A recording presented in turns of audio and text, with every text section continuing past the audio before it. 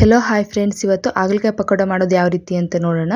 ಅದಕ್ಕಿಂತ ಮುಂಚೆ ನಮ್ಮ ಚಾನಲ್ನ ಸಬ್ಸ್ಕ್ರೈಬ್ ಮಾಡ್ಕೊಂಡಿದ್ರೆ ಪ್ಲೀಸ್ ಸಬ್ಸ್ಕ್ರೈಬ್ ಮಾಡ್ಕೊಂಡು ವಿಡಿಯೋ ನೋಡಿ. ತುಂಬ ಸಿಂಪಲ್ಲಾಗಿ ಈಸಿಯಾಗಿ ಮಾಡ್ಕೋದು, ಕ್ವಿಕ್ಕಾಗಿ ಆಗುತ್ತೆ. ಇದು ಒಂದು ಅರ್ಧ ಗಂಟೆಯಲ್ಲೇ ಮುಗಿದ್ಬಿಡುತ್ತೆ. ಇದು ಬೇಗನೆ ಫ್ರೀ ಆಗುತ್ತೆ. ಬನ್ನಿ ಯಾವ ರೀತಿ ಮಾಡೋದು ಅಂತ ನೋಡೋಣ. ಇಲ್ಲಿ ತುಂಬ ಮುಖ್ಯವಾಗಿ ಏನಂತಂದರೆ ಹಾಗಲಕಾಯಿನ ನಾವು ಸಣ್ಣದಾಗಿ ಕಟ್ ಮಾಡ್ಕೊಬೇಕು. ಎಷ್ಟು ನಮ್ಗೆ ಸಾಧ್ಯ ಆಗುತ್ತೋ ಅಷ್ಟು ಸಣ್ಣದಾಗಿ ಕಟ್ ಮಾಡ್ಕೊಂಡ್ರೆ ಸ್ಲೈಸಸ್ ಥರ ಪಕೋಡ ರೀತಿ ಚೆನ್ನಾಗಿ ಬರುತ್ತೆ. ಇದು ಒಳಗಡೆ ಬೀಜ ಎಲ್ಲ ತೆಗೆದುಕೊಳ್ತಾ ಇದ್ದೀನಿ. ನಾನು ತೆಗೆದುಬಿಟ್ಟು ಸ್ಲೈಸಸ್ ಥರ ಇಲ್ಲಿ ಕಟ್ ಮಾಡ್ಕೊಳ್ತಾ ಇದ್ದೀನಿ. ನಿಮ್ಗೆ ಏನಾದರೂ ಕಟ್ ಮಾಡೋಕ್ಕೆ ಚಾಕುಲಿಂದ ಆಗಲಿಲ್ಲ ಅಂದರೆ ಚಿಪ್ಸ್ ಮಾಡೋದಿರುತ್ತಲ್ಲ, ಚಾಪರು, ಅದರಿಂದ ನಾವು ಎಷ್ಟು ಸಾಧ್ಯ ಆಗುತ್ತೋ ಅಷ್ಟು ನೋಡಿ ಎಷ್ಟು ತೆಳ್ಳಗೆ ಬರ್ತಾಯಿದೆ ಚಿಪ್ಸ್ ಚಾಪರಲ್ಲಿ. ಈ ಥರ ಮಾಡಿಕೊಂಡ್ರೆ ಮಕ್ಳಿಗೂ ಸಹ ಕಹಿ ಅನಿಸೋದಿಲ್ಲ. ತುಂಬಾ ಅದು ನಾವು ಬೈಂಡಿಂಗ್ ಹಾಕ್ತೀವಲ್ಲ, ಕೋಟಿಂಗು ತುಂಬಾ ಚೆನ್ನಾಗಿರುತ್ತೆ. ಇಲ್ಲಿ ನೋಡಿ ಹಾಗಲಕಾಯಲ್ಲೇ ನಾನು ಅದರ ಸ್ಲೈಸಲ್ಲೇ ಚಿಕ್ಕದಾಗಿ ಬರೋ ರೀತಿಲಿ ಚೆನ್ನಾಗಿ ಚಾಪ್ ಮಾಡ್ಕೊಂಡಿದ್ದೀನಿ. ಇದಕ್ಕೇನೆ ಸ್ವಲ್ಪ ಉಪ್ಪು ಹಾಕಿ ನೀರು ಹಾಕಿ ತೊಳೆದಿಟ್ಕೊಳ್ತಾ ಇದ್ದೀನಿ. ಜಾಸ್ತಿ ಹೊತ್ತು ನೆನೆಸೋದು ನೀರೆಲ್ಲ ಇದೇನು ಬೇಕಾಗಿಲ್ಲ. ಜಸ್ಟ್ ನಾವು ವಾಶ್ ಮಾಡ್ಕೊಳ್ಳೋದು ಅಷ್ಟೇ. ಇದನ್ನು ಸ್ವಲ್ಪ ಉಪ್ಪು ಹಾಕಿ ಈ ಥರ ತೊಳ್ಕೊಂಬಿಟ್ರೆ ಸ್ವಲ್ಪ ಕಹಿ ಅಂಶ ಹೋಗುತ್ತೆ ಅಂತ ಈ ರೀತಿ ಮಾಡ್ಕೊತಾ ಇದ್ದೀನಿ. ಈಗ ಇದಕ್ಕೆ ಒಂದು ಬೌಲಲ್ಲಿ ಸ್ವಲ್ಪ ಕೊತ್ತಂಬರಿ ಸೊಪ್ಪು ಹಾಕಿದ್ದೀನಿ ಆಗಲೇ ನಾನು. ಅದಕ್ಕೇ ಹಾಗಲಕಾಯಿ ಕಟ್ ಮಾಡಿ ಇಟ್ಕೊಳ್ತಾ ಹಾಕ್ಕೊಳ್ತಾ ಇದ್ದೀನಿ. ಈಗ ಇದಕ್ಕೆ ಇನ್ನು ಸ್ವಲ್ಪ ರುಚಿಗೆ ತಕ್ಕಷ್ಟು ಉಪ್ಪು ಹಾಕ್ಕೊಳ್ತಾ ಇದ್ದೀನಿ. ಯಾಕಂದರೆ ಉಪ್ಪು ಹಾಕಿ ತೊಳೆದಿದ್ವಲ್ಲ, ಅದಕ್ಕೇನು ಉಪ್ಪು ನೀರೆಲ್ಲ ಹೋಗಿರುತ್ತೆ. ಇನ್ನು ಸ್ವಲ್ಪ ಉಪ್ಪು ಹಾಕ್ಕೊಳ್ತಾ ಇದ್ದೀನಿ. ಇದಕ್ಕೆ 1-1.5 ಸ್ಪೂನಷ್ಟು ಶುಂಠಿ ಬೆಳ್ಳುಳ್ಳಿ ಪೇಸ್ಟ್ ಹಾಕ್ಕೊಳ್ತಾ ಇದ್ದೀನಿ. ಮತ್ತು 1 ಸ್ಪೂನಷ್ಟು ಗರಂ ಮಸಾಲ ಹಾಕ್ಕೊತಾ ಇದ್ದೀನಿ. ಇದು ಚಿಕನ್ ಮಸಾಲ ಶಕ್ತಿ ಅಂತಂದು ತುಂಬ ಚೆನ್ನಾಗಿರುತ್ತೆ. ಯಾವುದೇ ರೆಸಿಪಿ, ರೈಸ್ ಬಾತ್ಗೆ ಎಲ್ಲದಕ್ಕೂ ಉಪಯೋಗಿಸ್ತೀನಿ ಅದನ್ನು. ಮತ್ತು 1-1.5 ಸ್ಪೂನಷ್ಟು ಖಾರದ ಪುಡಿ, ನೀವು ಖಾರಕ್ಕೆ ಎಷ್ಟು ಬೇಕೋ ಅಷ್ಟು ಹಾಕ್ಕೊಳ್ಳಿ.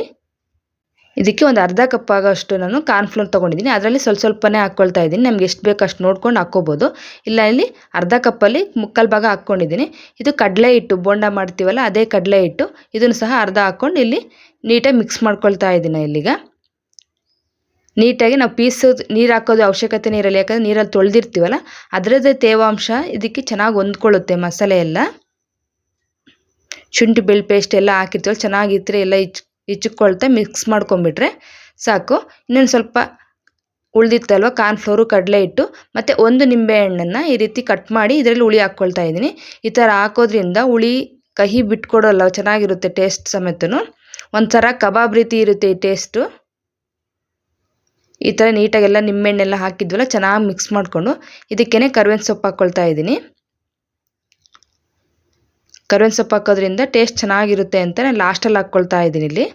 ಈಗ ಇದಕ್ಕೆ ಸ್ವಲ್ಪ ಕ್ರಿಸ್ಪಿನೆಸ್ ಜಾಸ್ತಿ ಬರಬೇಕು ಅಂದರೆ ನಾವು 3 ಸ್ಪೂನಷ್ಟು ಅಕ್ಕಿ ಹಿಟ್ಟು ಹಾಕ್ಕೊಳ್ತಾ ಇದ್ದೀನಿ ನಾನಿಲ್ಲಿ.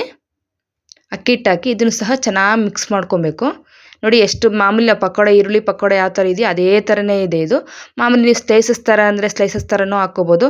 ಪಕೋಡ ಥರ ಪುಡಿ ಆ ಥರನೂ ಹಾಕ್ಕೋಬೋದು. ಇನ್ನು ಸ್ವಲ್ಪ ಸ್ಲೈಸಸ್ ಥರನೇ ತೆಗೆದು ಹಾಕ್ಕೊಳ್ತಾ ಇದ್ದೀನಿ. ನಿಮ್ಗೆ ಯಾವ ರೀತಿ ಕಂಫರ್ಟಬಲ್ ಇರುತ್ತೋ ಆ ರೀತಿ ಹಾಕ್ಕೊಳ್ಳಿ. ಎಷ್ಟು ನಾವು ಸಣ್ಣದಾಗಿ ಹಾಗಲಕಾಯಿ ಚಿಪ್ಸ್ ಥರ ಕಟ್ ಮಾಡ್ಕೊಂಡಿರ್ತೀವೋ ಆ ಥರ ಮಾಡಿಕೊಡಿ. ಮಕ್ಕಳು ಸಹ ತಿಂತಾರೆ, ಯಾರು ಇಷ್ಟಪಡದೇ ಇರಲ್ಲ ಈ ರೆಸಿಪಿನ. ನೀವು ಒಂದ್ಸತಿ ಟ್ರೈ ಮಾಡಿ ಹೇಗೆ ಬಂತು ಅಂತ ಕಾಮೆಂಟ್ ಮಾಡಿ. ಪ್ಲೀಸ್ ನಮ್ಮ ಚಾನಲ್ ಇನ್ನೂ ಸಬ್ಸ್ಕ್ರೈಬ್ ಮಾಡ್ಕೊಳ್ಳಿ, ದಯವಿಟ್ಟು ಸಬ್ಸ್ಕ್ರೈಬ್ ಮಾಡ್ಕೊಳ್ಳಿ. ಬೇಗನೆ ಆಗುತ್ತೆ ಈ ರೆಸಿಪಿ ಸಮೇತನು. ಭಾಳ ಹೊತ್ತು ಬೇಯಿಸ್ಬೇಕಪ್ಪ ಅನ್ನೋದಿರಲ್ಲ. ಸ್ಲೈಸಸ್ ಥರ ಚಿಕ್ಕದಾಗಿ ಕಟ್ ಮಾಡ್ಕೊಂಡಿರ್ತೀವಲ್ಲ, ಬೇಗನೆ ಬೇಯುತ್ತೆ ಎಣ್ಣೆಲಿ ಸಹನು.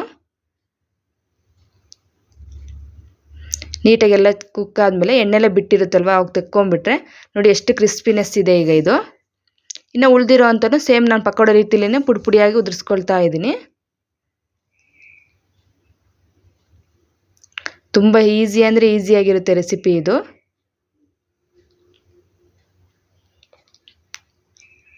ಸ್ವಲ್ಪ ಏನಂದರೆ ನಾವು ಸ್ವಲ್ಪ ಇದಾದಮೇಲೆ ಬೈಂಡಿಂಗ್ ಆಗಿ ಸ್ವಲ್ಪ ಒಂದು 1/4 ಗಂಟೆ ಬಿಟ್ಟರೆ ಇನ್ನೂ ಟೇಸ್ಟ್ ಚೆನ್ನಾಗಿರುತ್ತೆ. ನಾನು ಹಾಗೆ ಕಲಸಿ ಹಾಗೆ ಹಾಕಿದ್ದೀನಿ. ನೋಡ್ತಾ ಇರ್ಬೋದು ಎಷ್ಟು ಕ್ರಿಸ್ಪಿನೆಸ್ ಇದೆ. ಈಗ ಫುಲ್ ಕುರುಮ್ ಥರನೇ ಇರುತ್ತೆ ಇದು. ಒಂದ್ಸತಿ ಟ್ರೈ ಮಾಡಿ ಹೇಗೆ ಬಂತು ಅಂತ ಕಾಮೆಂಟ್ ಮಾಡಿ ಫ್ರೆಂಡ್ಸ್. ಇನ್ನು ಉಳಿದವನ್ನೆಲ್ಲನೂ ಈ ರೀತಿ ಹಾಕ್ಕೊಂಡು ನೋಡಿ ಎಷ್ಟು ಕ್ರಿಸ್ಪಿನೆಸ್ ಬರ್ತಾ ಇದೆ ಇದು. ನಿಮ್ಗೆ ಏನಾದರೂ ಇನ್ನು ಸ್ವಲ್ಪ ಹೊತ್ತು ಒಂದು ಅರ್ಧ ಗಂಟೆ ಬಿಟ್ಟು ಹಾಕ್ಕೊಂಡ್ರೆ ಒಂಚೂರು ಕಹಿ ಇರಲ್ಲ. ಒಂದ್ಸತಿ ಟ್ರೈ ಮಾಡಿ.